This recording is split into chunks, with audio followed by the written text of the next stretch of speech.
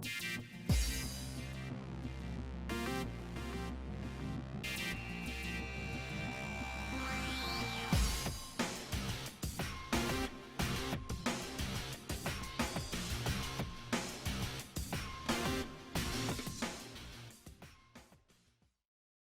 back to Vegas Live with Ninon. I'm Ninon, your host. Of course, you know exactly where I am. I'm in Las Vegas, the town of entertainment, and so many things go on in this town, but I think it's the music industry of the world.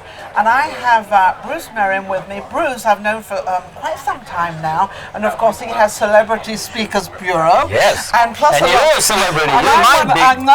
So Bruce, yes. How are you? Oh, I'm doing great, and you look beautiful and elegant as always. Oh, My God. That's the only reason glamour. I have answered. Glamour. Glamour. Pure glamour. That's wonderful. You're so sweet to everybody.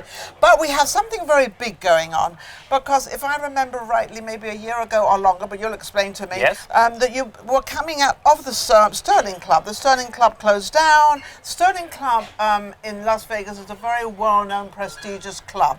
Yeah, it's like a royal palace. It's like a royalty. It's like, yes. you know, it's like Annabelle's in London. If you ever, yes. any of you know Annabelle's in London, that's exactly what it's like. Yes. It's very prestigious, a lot of people. Now it closed down for whatever reasons, I don't know. Yeah. Now, how long ago was that? Well, a little over 7 years. It actually closed, but now it has reopened, and we're so honored and privileged we're going back. Like Arnold, I'm back. I'm back. Yeah, Arnold Schwarzenegger, I'm back. So you're back. Now we're going to have the first actually event, which is it's an event where people meet everybody, and it's a very high-end event, and the way you put it together, and also with Margie Shepherd is also your president, yes. and she helps you an awful lot. That's right. And she's an amazing woman.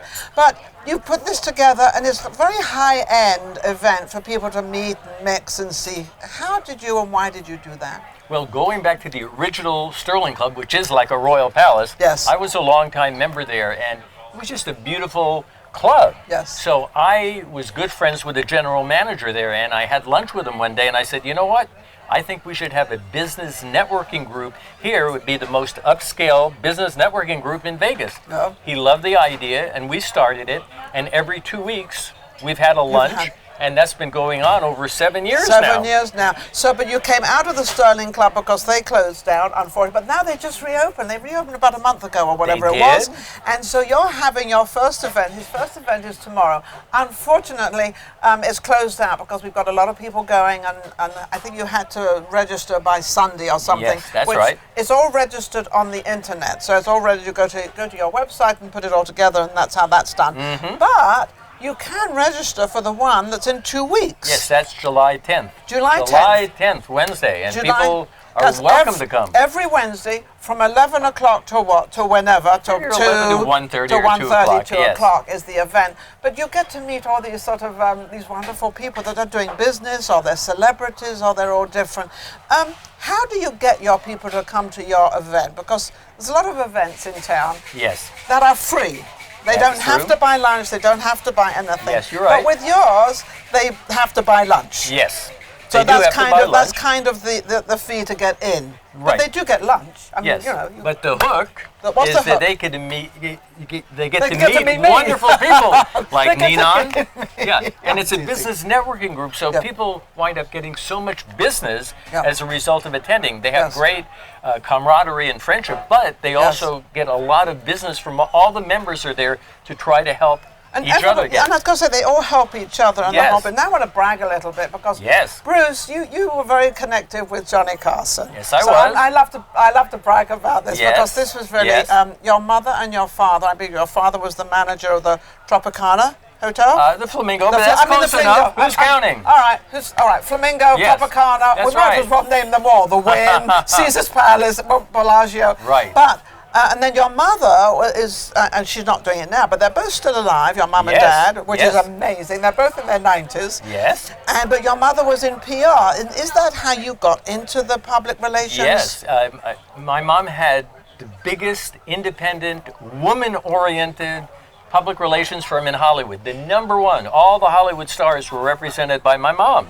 And after I graduated UCLA, the film school, I was working at MGM, and my mom said, "Oh, Bruce, please come and join me at the studio." To help her out as well. So she Yeah, she taught me the business. So he got taught by the best, which is his mother, right. and she was the best, and she was.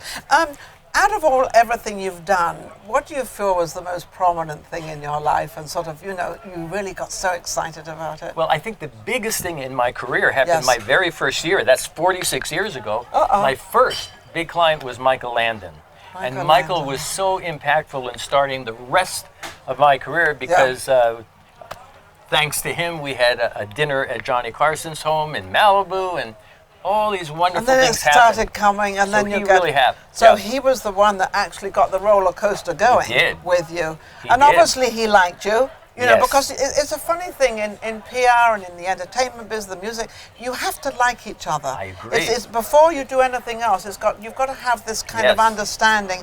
Otherwise, it kind of, you've always got that buffing going, but you have to understand each other. How do you sort of get yourself in that position that people can like you all? Because you can't like someone all the time, but how do you do that? I think part of it... Because you do that.